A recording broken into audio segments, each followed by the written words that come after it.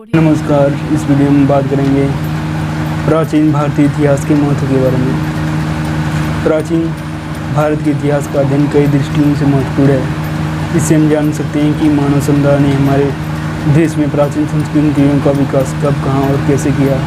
यह बतलाता है कि उन्होंने कृषि की शुरुआत कैसे की, जिससे कि मानव का जीवन सुरक्षित और स्थिर हुआ। इससे ज्ञात होता है कि प्राचीन भारत के निवासियों ने किस तरह प्राकृतिक संपदाओं की खोज की और उनका उपयोग किया तथा किस प्रकार उन्होंने अपनी आजीविका के साधनों की सृष्टि की। हम यह भी जान पाते हैं कि उन्होंने खेती, कताई, बुनाई, धातु कर्म आदि की शुरुआत कैसे की, कैसे जंगलों की सफाई की और कैसे ग्रामों, नगरों तथा अंततः राज्यों की स्थापना की। कोई समुदाय तब तक सभ्य नहीं समझा जाता जब तक वह लिखना न जानता हो। आज भारत में जो विभिन्न प्रकार की लिपियाँ प्रचलन में हैं, उन सब का विकास प्राचीन लिपियों से हुआ है। हमारी आज की भाषा का भी वही हाल है। हमारी वर्तमान भाषाओं की जड़ें अतीत में हैं और वे कई युगों में विकसित हुई हैं। अनेकता में एकता। प्राचीन भारत का इतिहास बड़ा रोचक है, क्योंकि भारत अनेकानेक मानव प्रजातियों का संगम रहा है। प्राक आर्य, हिंद आर्य, यूनानी, शक, गूढ़ और तुर्क आदि अनेक प्रजातियों ने भारत को अपना घर बनाया। हर प्रजाति ने भारतीय सामाजिक व्यवस्था, शिल्पकला, वास्तुकला और साहित्य के विकास में यथाशक्ति अपना अपना योग दिया। ये सभी समुदाय और इनके सारे सांस्कृतिक वैशिष्ट निश्चितवत इस तरह मिल गए कि आज उनमें से किसी को हम उनके मूल रूप में साफ साफ पहचान भी नहीं सकते हैं। प्राचीन भारतीय संस्कृति की विलक्षणता यह रही है कि इसमें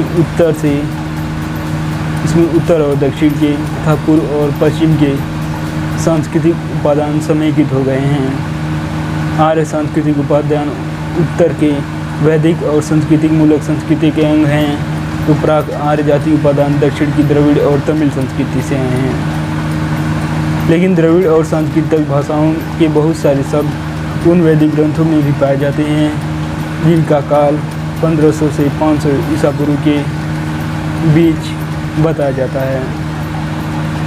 ये शब्द प्रायद्वीपीय एवं वैदिकोत्तर भारत से संबद्ध भावनाओं, संस्थाओं, उत्पादनों और निवासों के द्योतक हैं।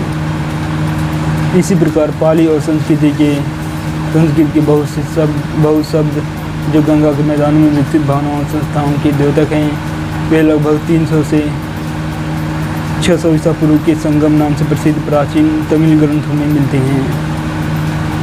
इनमें भारत के पूर्वांचल ने भी, जहाँ प्राक आर्य जातियाँ बसी हुई हैं, अपना योगदान किया है। यहाँ के लोग मुंडा या कोल भाषाएँ बोलते हैं। भाषा वैज्ञानिकों ने यह सिद्ध किया है कि हिंद आर्य भाषाओं में फाहा, नौका, खंती, डिगिंग स्टिक आदि के सूचक शब्द बहुत मिलते हैं। वे मुंडा भाषाओं से लिए गए हैं। यद्यपि छोटा नागपुर के पठार में बहुत से मुंडा परिसर हैं, फिर भी मुंडा संस्कृति का पूर्वावशेष उतना नहीं है जितना द्रविड़ संस्कृति का। द्रविड़ भाषा के भी अनेक शब्द हिंद आर्य भाषाओं में पाए जाते हैं। ऐसा माना जाता है कि वैदिक भाषा में जो ध्वन्यात्मक और शब्दात्मक परिवर्तन लक्षित होते हैं, उनकी व्याख्या मुंडा प्रभाव के आधार पर जितनी की जा सकती है, उतनी ही द्रविड़ प्रभाव के आधार पर। भारत प्राचीन काल से ही विविध धर्मों का प्रांगण रहा है।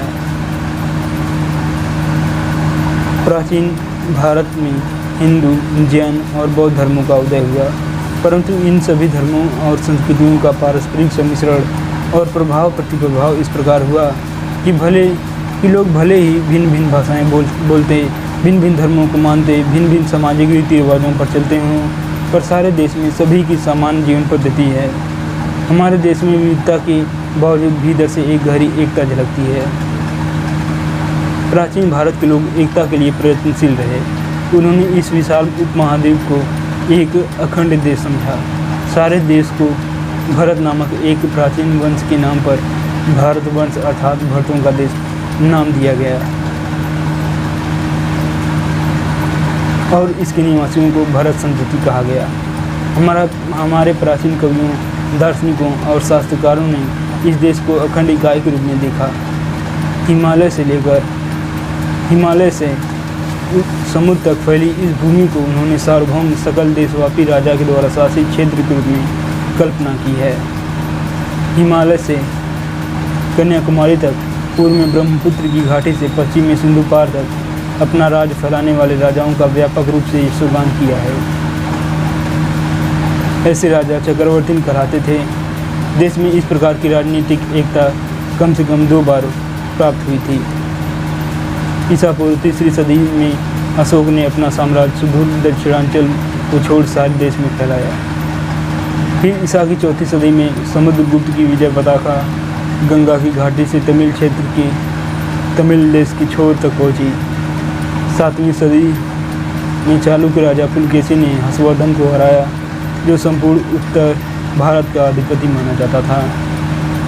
राजनीतिक एकता के अभाव की स्थिति में भी सारे देश में राजनीतिक ढांचा कमोवेश एक जैसा रहा। विजेताओं और सांस्कृतिक नेताओं के मन में भारत का भान अखंड भूमि के रूप में हुआ है। भारत की इस एकता को विदेशियों ने भी सकारा है। वे सर्वप्रथम सिंधु तटवासियों के संपर्क में आए और इसलिए उन्होंने पूरे देश को ही सिंधु या इंडस नाम दे दिया। हिंदी शब्द संस्कृत के सिंधु से निकला है और यह कालक्रमेण यह देश इंडिया के नाम से मशहूर हुआ, जो इसके यूनानी पर्याय के बहुत निकट है। फारसी और अरबी भाषाओं में हिंद नाम से विदित हुआ। देश में भाषात्मक और सांस्कृतिक एकता स्थापित करने के लिए निरंतर प्रयास होते रहे हैं। ईसा पूर्व 3री सदी में प्राकृतिक देश भर की संपर्क भाषा लिंगुआ फ्रैंका का काम करती थी।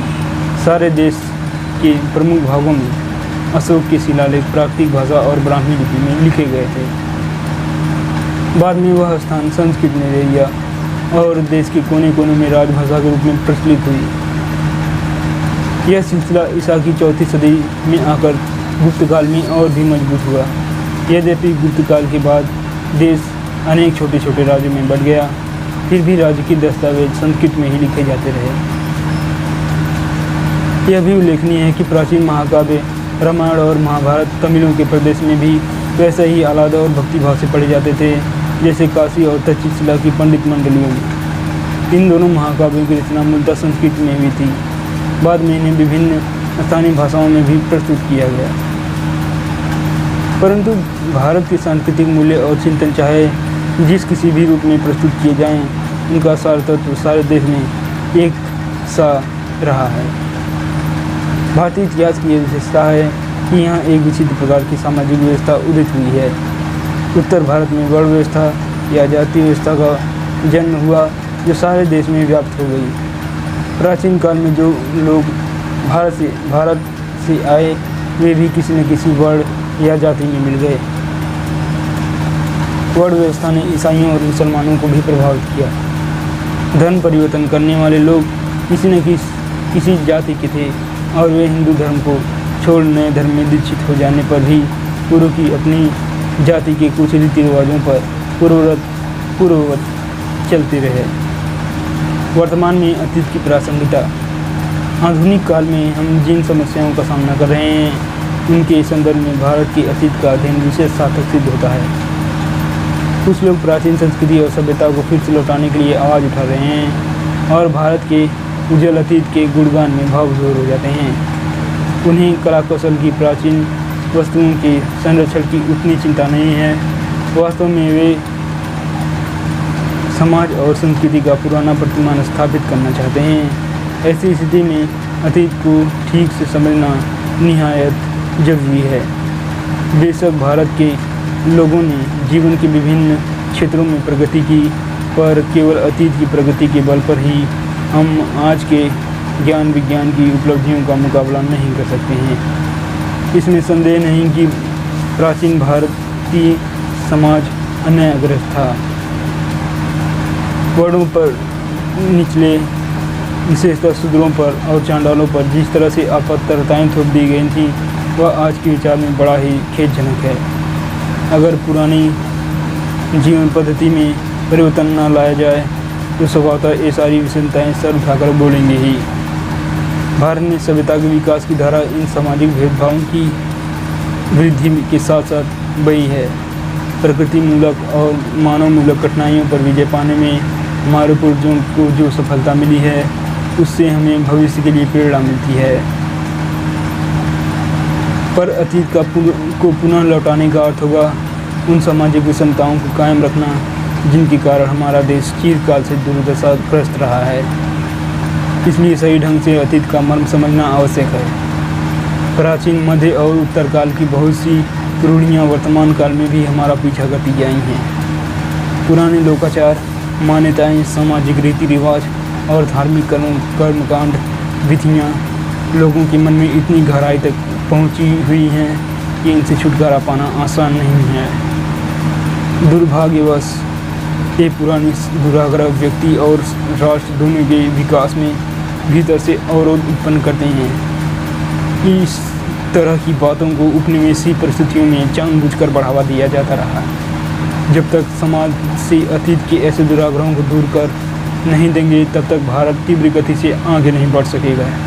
जातिवाद और संप्रदायवाद हमारे देश को जनतांत्रिक रास्ते में एकता कायम रखते हुए आगे बढ़ने देने में बाधा डाल रहे हैं। जातीय व्यवधान और पूर्वाग्रह पढ़े लिखे लोगों के मन में भी शारीरिक श्रम की प्रतिष्ठा को घुसने नहीं देती है और ऐसे सामान्य हित में उन्हें एकताबद्ध नहीं होने देती। महिलाओं को नागरिक अधिकार भले ही मिल जाएं, लेकिन समाज में ये युगों से दबी रहने के कारण वे अपनी भूमिका निभाने में समर्थ नहीं हुई हैं। निम्न वर्ग के लोगों का भी यही हाल है। प्राचीन भारत के अध्ययन में हम तह में बैठ कर पता लगा सकेंगे कि इन दुराग्रहों की जड़ें कहाँ हैं। हम उन कारणों को ढूंढ निकाल सकेंगे जिन पर जाति प्रथा और महिला की पराधीनता टिकी हुई है और संकीर्ण संप्रदायवाद को बढ़ावा मिल रहा है। अतः प्राचीन भारत का इतिहास केवल उन्हीं लोगों के लिए प्रासंगिक नहीं है जो जानना चाहते हैं कि अतीत का उज्ज्वल स्वरूप क्या है जिसे कुछ लोग फिर से लौटाना चाहते हैं, बल्कि उन लोगों के लिए भी है जो देश की प्रगति में बाधा डालने वाले तत्वों को पहचानना चाहते हैं। नमस्कार, जय हिंद।